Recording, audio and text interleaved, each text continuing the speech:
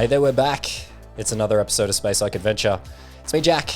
How you going? We're racing towards the end of the year over here at Sounds Like Adventure, and that means we only have a couple of episodes left before the end of this season. Before we do dive into today's episode, I just want to let you know that we'll have no Cass again this week, but she will be back next week. But today's episode. In the last episode, the crew explored the remaining areas of the secret base hidden in the asteroid. They united again after splitting the party in the previous episode, and they decided to search for the remaining terminal. But after Mo accidentally revealed they weren't who they said they were, Flint was forced to take matters into his own hands and shot the remaining security officer in the room. When we left things off, the crew had just put the final code in the terminal, and Mia had just contacted them to let them know that she was going to lift the lockdown. But has Flint gone too far?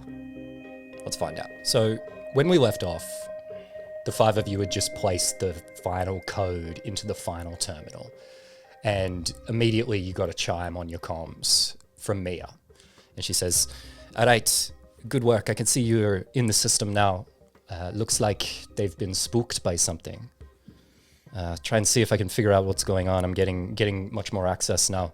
But in the meantime, I'm going to lift the lockdown. I'll send through the all clear through their system. That should break it through.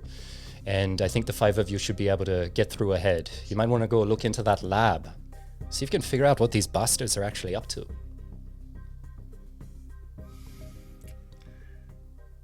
Sounds like a plan. I guess we gotta find these missing scientists. It's kind of why we're here.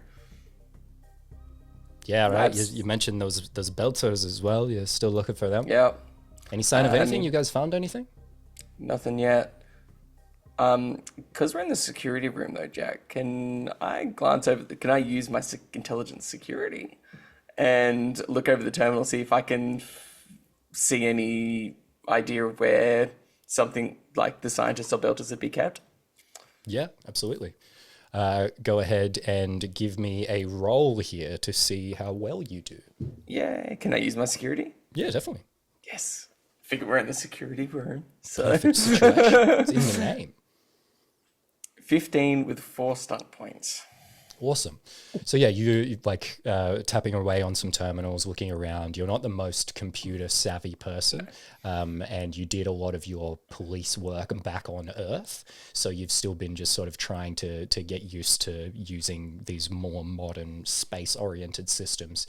But you figured out your way to get around these things a little bit, and you're able to uncover some direction that says talks about test subjects is what you're able to find, and you see test subjects that are held in the high security labs.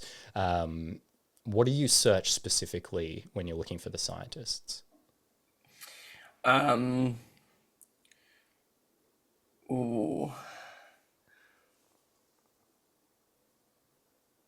probably search Braggenholm or Mateo.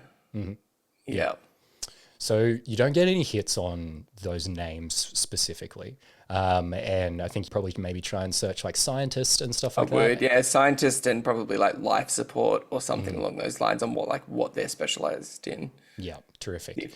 So you are able to see that all the scientists are denoted by number. There isn't a person's name attached to any of these scientists, so you're not able to figure anything out from that. But there is like a reasonable volume of scientists on the ship. There's like a couple dozen type of thing on the station rather.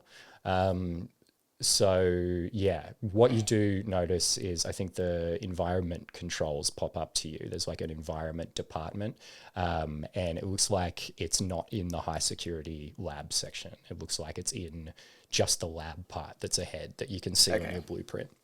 All right.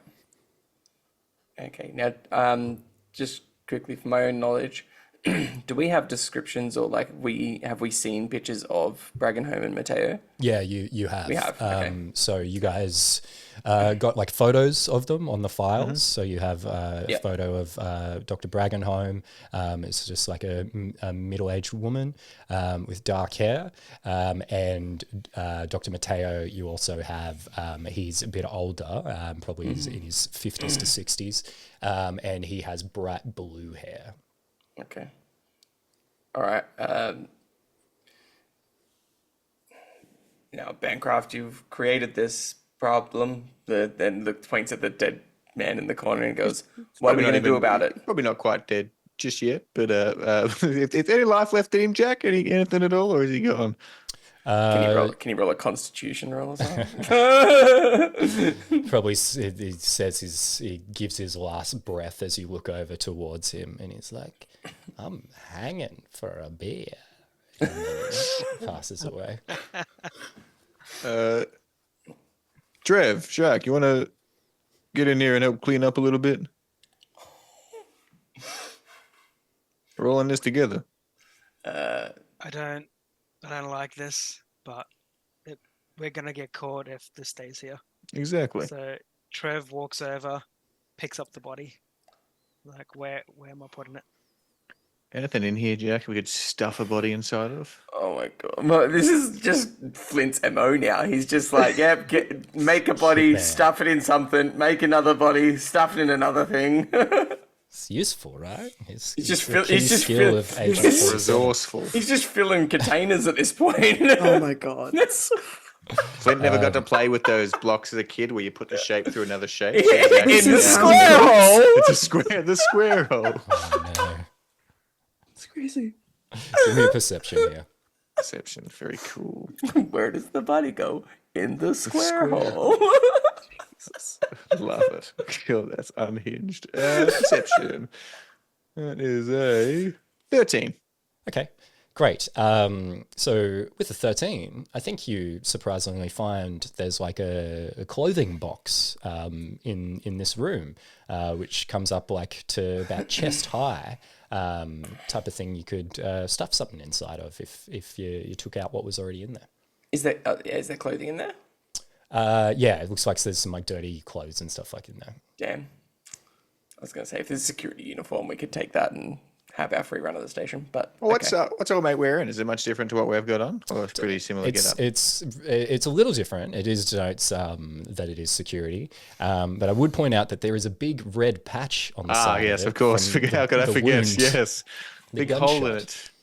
it. I think if noticing the clothing bin, if you will, Flint's going to go take out the clothes and just gesture Trevor over to put the body in there, and if he obliges, he'll put the clothes on top. Trevor will put the body in there. Then he's gonna walk up to Flint, like not really menacingly, but kind of almost like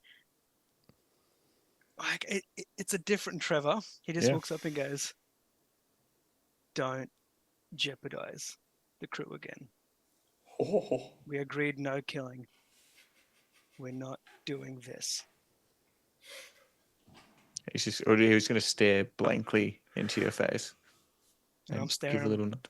Back at yours, just like we'll no lock eyes for a emotion bit. whatsoever. Perfect. Well, we've got a lab to go to, don't we? Yes, we do. And let's stop talking.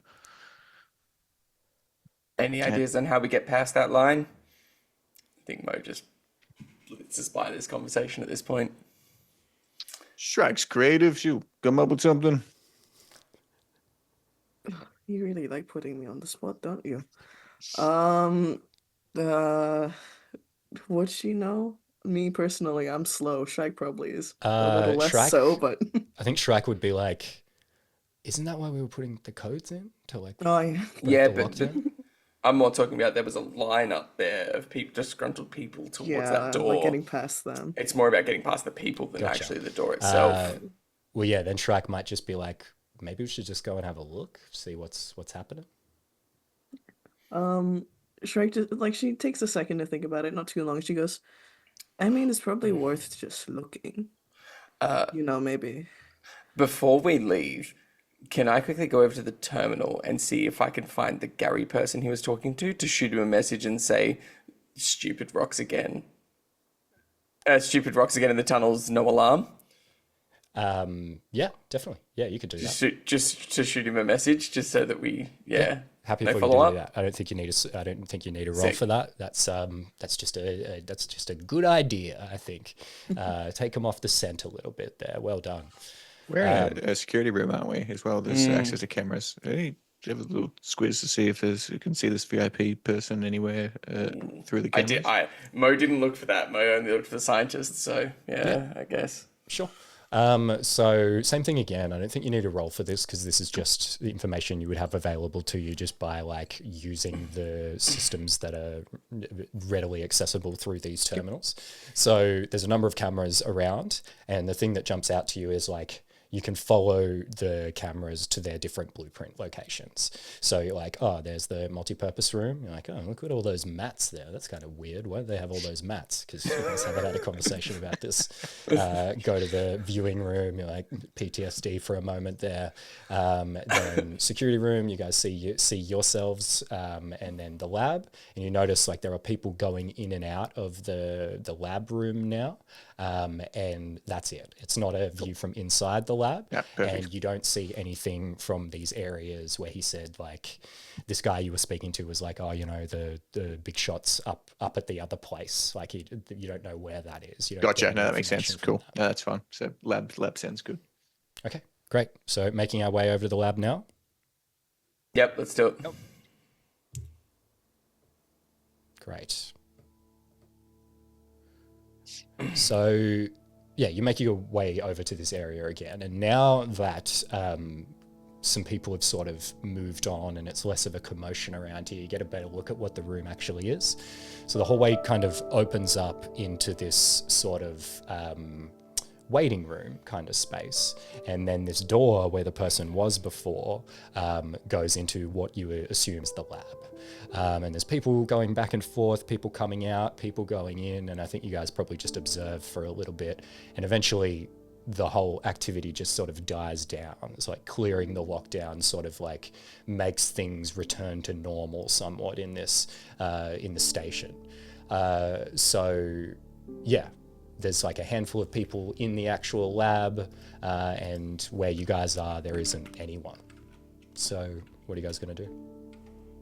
Door to the lab's open as well. I think Again? it's Mo's trademark thing now is just walk in like he owns the place. Straight through and just follow along with the crowd and as if best as he can without looking like anything's the matter. Great. Everyone else coming through too? Yeah, I'll follow Mo. Just walk in like we own the joint. I want to keep an eye out for any one that resembles anyone we've seen on the dossiers, really. I don't know. I don't think we got photos for the belters, but just anyone on the dossier that we've seen. Great. Sounds good. So sorry, are Flint and Shrike coming in as well? Yeah, I'm probably going to be following behind Trev. Flint will hang back with a tear and then go in. So you guys make your way into this lab, and you find like a semi-sterile environment in here. You know, the door is open, so it's not pristine. Number of terminals around. You guys can spot 3 scientists. Some are like, if a couple of them are sort of like way towards the back of the room, and you'd have to like move around and go near them to sort of get a better look at them. But you see a door in the back corner of the room, and you saw this door marked on the blueprint. It's a door with a note on it, on the blueprint, that says "to high security lab." But you don't know anything else because the blueprint that you have stops at that point. You don't see anything else past that point. So you look up above the door and you see the same thing written on a sign above the door: "to high security lab." Okay. What are you guys going to do? Does that look like it needs a pass key or anything like that to get through, or are people walking freely in and out? So, as I say, there's only 3 people in the lab. They're all pretty engrossed in their work, so people aren't moving about now. You guys are really the only ones who are like walking around in that sense. And as I say, the scientists are totally engrossed in their work, so they don't seem to have noticed you. So the door, you go over to the door and you have a look, and you notice that there is like a panel next to the door, and like you would instinctively go over to like key the panel to open it, and you notice there's like a swipe card, and you're Okay, like, I'm gonna need a swipe card to get through. There's no button, there's no screen, there's no nothing here. Mo just probably makes eyes towards Flint and sort of to the panel and just like gives him a nod as in like, we need something to get through here. Nothing. Yeah. Flint will give you a big sarcastic grin. Let's do it your way. And then when you need me, I'll get us a card.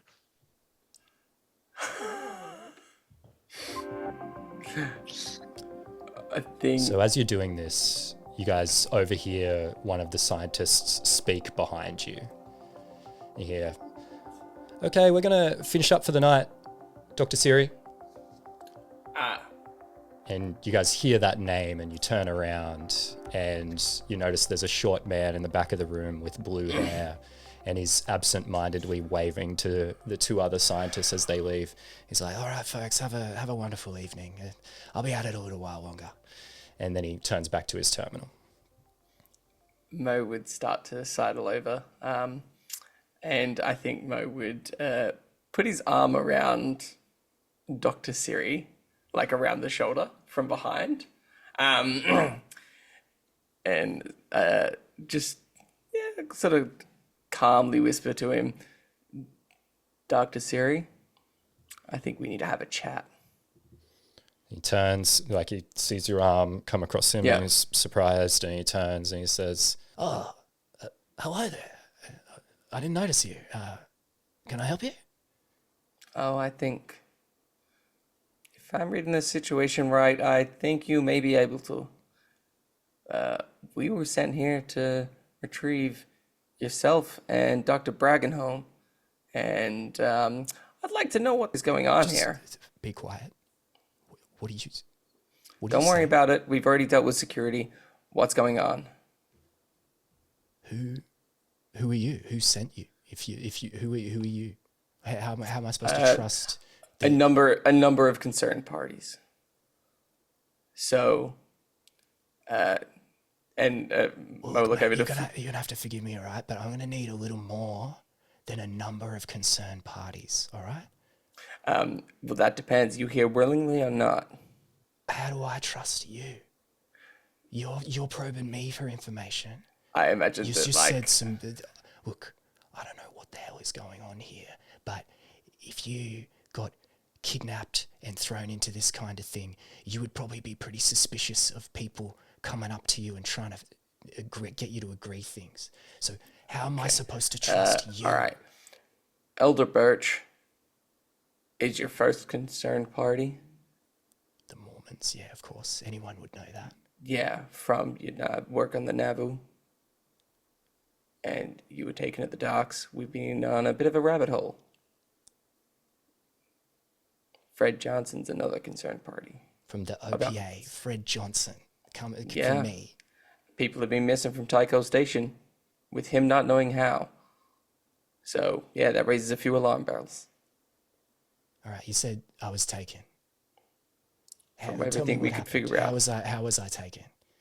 I So you mean- guys know that you guys watched the security cameras and you saw him get accosted by a group of thugs on the way home from work. And you saw him you'd actually see him getting accosted. You just saw him being like roughly handled into a ship. So, And like, you guys know the name of the ship is the Ebenezer Hazard. And it was a Pope Sanchez ship. yeah. So I guess you're fine to stay here then, and we definitely didn't see you get jammed on a Pope Sanchez ship. Name Haig ring a bell, maybe? You guys really here to rescue me? Much to my dismay, Haig has been dealt with. And security is not a problem for the moment. So we need to know what's going on so we can assess the situation. So like takes a moment. It's just like, it seems like this guy had like no hope of even making it out of what has happened here. And he seems like totally like shocked by the fact that this has even happened at all. And yeah, he's taking this moment. He's like, I thought I was dead. I thought I was going to be here forever. And you are here to save me. So like, yeah, I'll help you, obviously. Like, what do you need to know? One, What have they got you here for? What are you working on? Well, so they scooped me off the Nauvoo project, right? See, some guy came round at one point, a shady looking dude, real slick. And he offered me a bunch of money, way more money than I ever saw. And, you know, I wasn't going to do that to the church. Like, I believe in the mission, you know, so I said no, and I just kept it to myself. And next thing I know, these guys are grabbing me and they're yanking me out here, and they got me doing the same kind of work that I was doing on the Nauvoo project, all about environment systems. They're like building some ship or something. I don't. Well, they're definitely building a generation ship, but I reckon there's something else going on. Like, you know, I'm not an idiot. Like, you know, I got the blue hair and like I'm a bit rough around the edges, but like I just like I'm still a scientist, you know, so I can pay attention to the numbers and stuff like that. And they're trying to do something to like extend human life up there. I reckon they're using human subjects, and I reckon they're using some illegal chemical or something I don't know anything about. Maybe something starting with proto, ending with molecule. Like that thing that done the station in, the aero station. That's what Fred Johnson seems to think. Oh. Yeah, I think this one's a bit over your head, buddy. What about Braggenholm? Braggenholm here? He like takes a little pause and he's like, so Anna, the Mormons sent you for Anna too? Yeah, that'd be the case. Yeah, you know, she's like, she wasn't the most popular back at the church, you know, she wasn't really, you know, we questioned if she was really Mormon or she's just doing it for the money type of thing. But she didn't want to give up her spot on the Nauvoo, I know that. She wanted to come along on the ride, that's for sure, because she got offered a job too, she told me, and she knocked it back. And yeah, once I got out here, I'd been out here for a little bit, and then next thing I know, there she is. She showed up. And yeah, I guess the same thing. And I don't know, they do something to scientists here. There's a procedure, right? And, you know, they take away your empathy, basically, is what they do. It's not a byproduct either. It's not a side effect of it. And they want you to be like that so you can keep doing this research and not worry about the consequences. So they did it to Anna, and she wasn't the same. She was different after that. She was rough around the edges. She was abrasive before, but she was just downright mean. And she had a clash one day with another scientist, as the guys do when they've had these procedures. And she didn't survive it. They broke a test tube. They slit her throat just for getting in the way of their work. And she would have done the same thing to the person who was trying to do it to her. That's what's so disturbing. Right, so removes those inhibitions. It's pretty much exactly what Fred Johnson spoke to us about. Eyes, I guess, right? You got to look at their eyes. Yeah, we've come across that a few too many times. And you see that his eyes aren't like it. Okay. But like, yeah, something we've come across a few too many times now, I think. Now, we head through that door over there, and he points to the high security lab. What do we find? I don't know. Well, I know. Don't get me wrong, but like I don't know the full extent of it. Basically, I can get in there definitely, but there's a bit where they've just got like security posted and stuff like that, and they won't let you through. But I reckon there's some human subjects, right? Look, there was some belters who they come in with us when I was taken. It was just me who was taken. But the belters, I think they got them as like a smoke screen or something like that, to make it confusing, make it like it wasn't me getting kidnapped.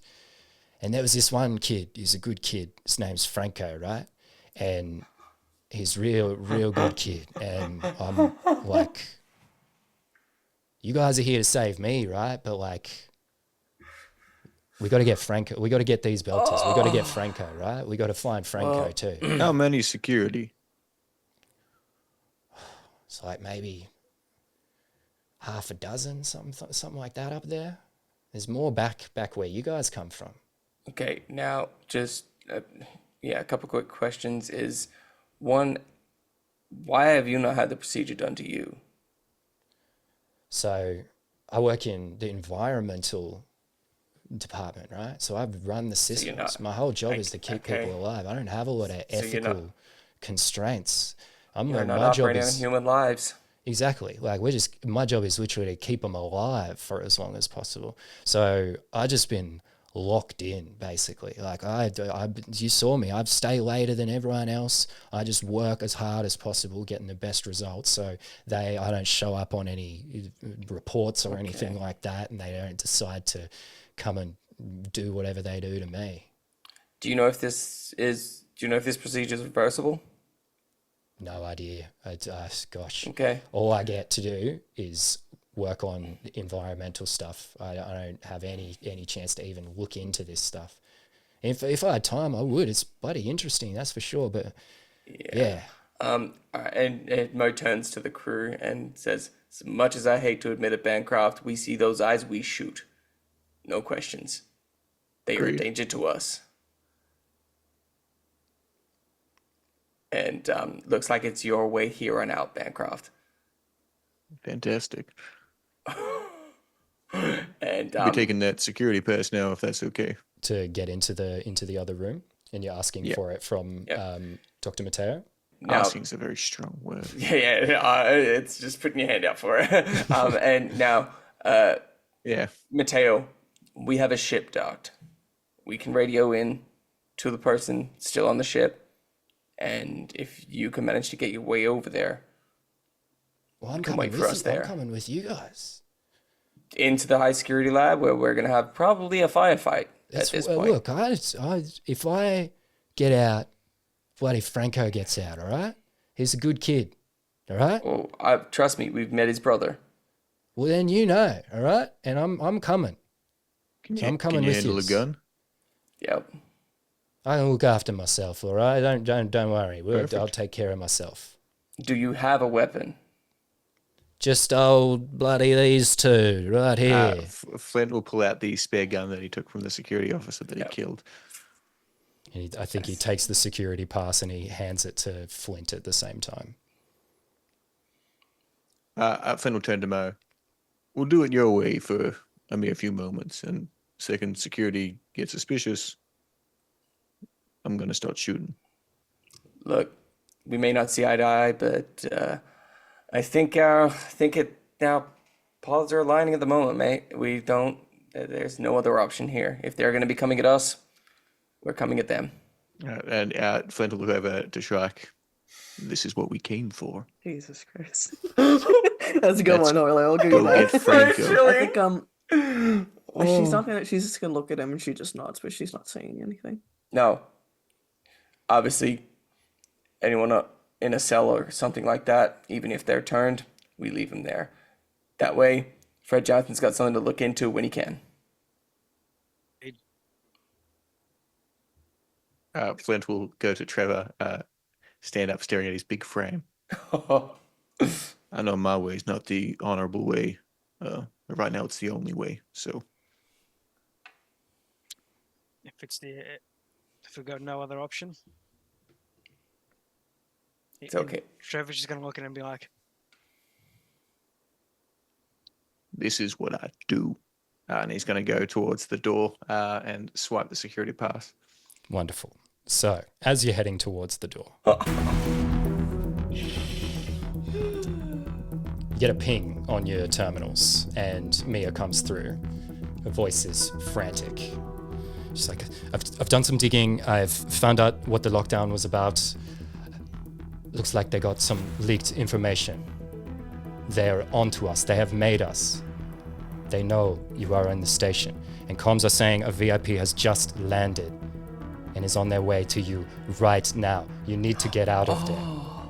And as she does that, as she says that, the door to the lab slides open. And as it does, a large man strides into the room. He rivals Trevor in size, and he looks across at you all with a grin. And behind him, a smaller woman walks into the room. She has thick red hair, but she's missing a small patch. And she looks across at you all and notices Atea. And she says, "You stupid idiot." And that is where we're going to end it for another week. There's one important question, Jack, that we still haven't answered. Is he hot? Is he?